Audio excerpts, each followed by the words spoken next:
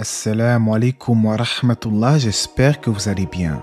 Dans la dernière vidéo, nous avons vu ensemble quelques descriptions du paradis et j'avais évoqué brièvement le fait que son entrée est dotée de 8 portes.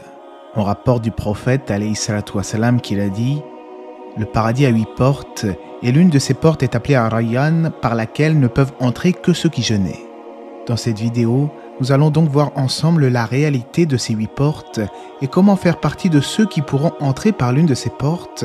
On en parle tout de suite après la petite intro.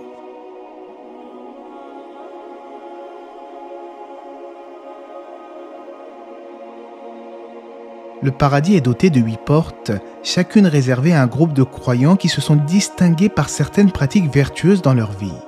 Avant de commencer, il est bon de souligner que même si certaines portes ont été citées explicitement dans les hadiths, pour d'autres, leur nom fait l'objet de divergences entre les savants. Néanmoins, voici la liste retenue pour cette vidéo en se basant bien évidemment sur le Coran et la Sunna. Bab as-Salat, la porte de la prière. Les croyants assidus dans l'accomplissement de leur prière pourront avoir accès à cette porte. La prière est un grand pilier de l'islam et certains savants vont même jusqu'à dire que celui qui délaisse la prière n'est plus musulman.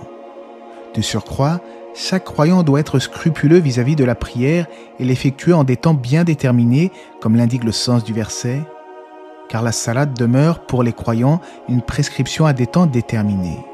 Cependant, le véritable croyant ne se contente pas d'accomplir sa prière obligatoire avec perfection et durant son temps légal, mais il s'acquitte également de prières surérogatoires durant sa journée.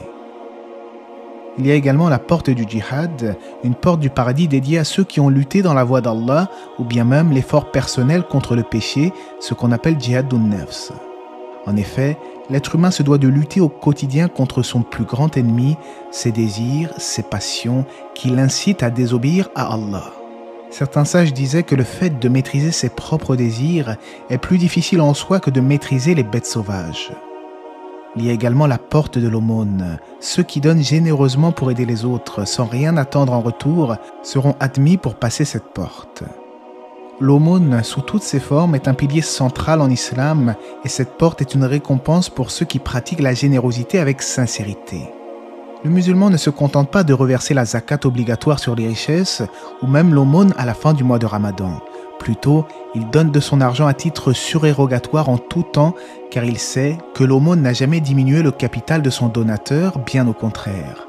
Allah dit dans le Coran dans le sens du verset « Ceux qui dépensent leurs biens dans le sentier d'Allah sans faire suivre leur largesse ni d'un rappel ni d'un tort auront leur récompense auprès de leur Seigneur, nulle crainte pour eux et ils ne seront point affligés. » Bab Ar-Rayyan, la porte des jeûneurs.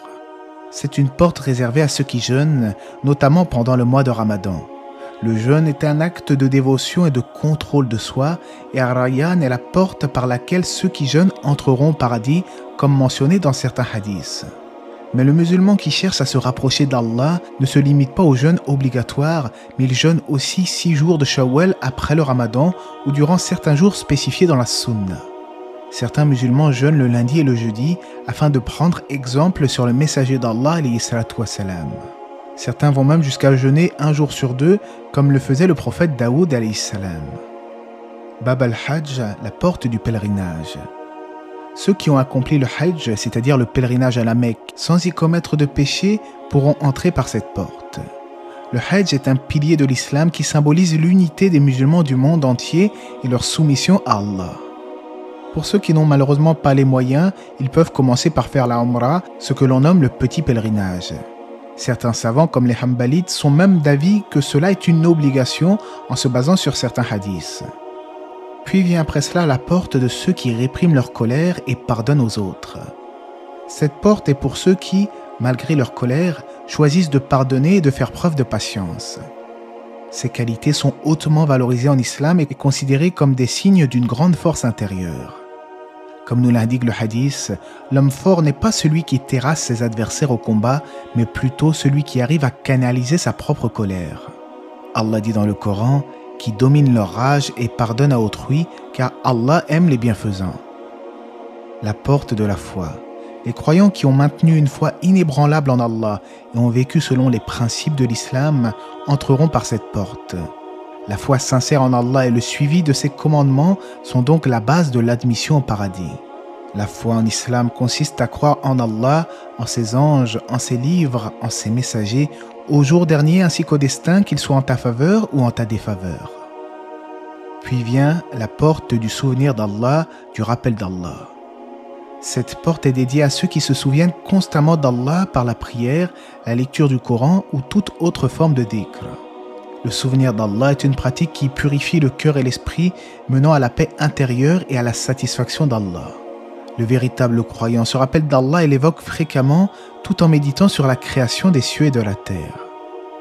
Et on demande à Allah de nous accorder le paradis en ayant accès à l'une de ces portes. Il est bon de noter que certains serviteurs seront appelés par plusieurs portes simultanément et on rapporte en ce sens qu'Abu Bakr demanda au prophète alayhi salatu wassalam, « Mais y a-t-il des gens qui seront appelés par toutes ces portes ?» Et le prophète de répondre alayhi salatu wassalam, « Oui, et j'espère que tu feras partie d'eux. » L'étude des 8 portes du paradis nous offre non seulement une fenêtre sur la beauté et la promesse de la récompense éternelle en islam, mais elle nous enseigne également des leçons fondamentales sur la conduite de notre vie en ce monde. Ces enseignements islamiques servent à motiver les croyants à aspirer à une moralité élevée, à la dévotion et à l'excellence dans toutes leurs actions. Allah nous dit dans son noble livre, « Mais ceux qui ont cru et fait de bonnes œuvres, nous les ferons entrer dans des jardins sous lesquels coulent les rivières pour y demeurer éternellement. » Les descriptions du paradis et de ses portes agissent comme une source d'inspiration pour les croyants, leur rappelant les récompenses divines qui attendent ceux qui persévèrent dans leur foi et leurs bonnes actions.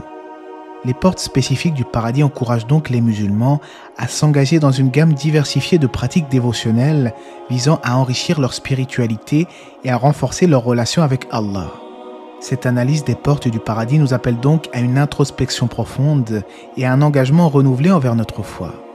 Cela nous invite à réfléchir sur nos actes au quotidien, à chercher le pardon pour nos erreurs et à s'efforcer constamment de plaire à Allah dans nos actes et nos paroles. Et en effet, malgré tous nos efforts, nous restons tout de même faillibles, mais Allah aime ceux qui reviennent repentant à lui.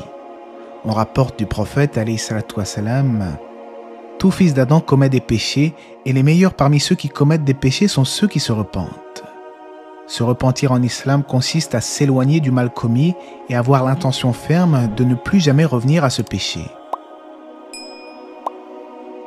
Comme nous l'avons vu dans cette vidéo, chacune des portes du paradis représente une facette de la pratique religieuse et spirituelle, soulignant la richesse et la diversité des actions valorisées par le Créateur.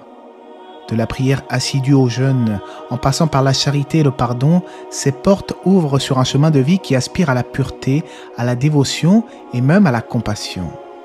Allah nous dit dans le Coran, « Certes, les pieux seront dans des jardins et dans des délices, s'interrogeant sur ce que leur Seigneur leur aura donné, et leur Seigneur les aura protégés du châtiment de l'enfer. » Cette promesse divine souligne la miséricorde et la générosité sans limite d'Allah envers ceux qui lui sont fidèles et pratiquent le bien.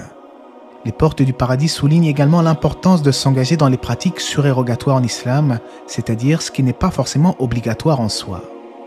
À cet effet, on se rappelle du célèbre hadith Qudusi où le Seigneur nous dit « Mon serviteur ne s'approche pas de moi par une chose que j'aime plus que lorsqu'il accomplit ce que je lui ai imposé. Et mon serviteur ne cesse de se rapprocher de moi au moyen des œuvres surérogatoires jusqu'à ce que je l'aime. Et lorsque je l'aime, je suis l'ouïe par laquelle il entend, la vue par laquelle il voit, la main par laquelle il prend et le pied par lequel il marche. S'il me demande quelque chose, je lui donne, et s'il cherche refuge auprès de moi, je lui accorde refuge. » Allah sait mieux, j'espère que ce rappel vous aura été profitable. Profitons de notre court séjour sur terre pour œuvrer pour la face d'Allah dans les œuvres obligatoires, tout comme dans les œuvres surérogatoires, et que la paix et les bénédictions d'Allah soient sur le prophète, sa famille et ses compagnons.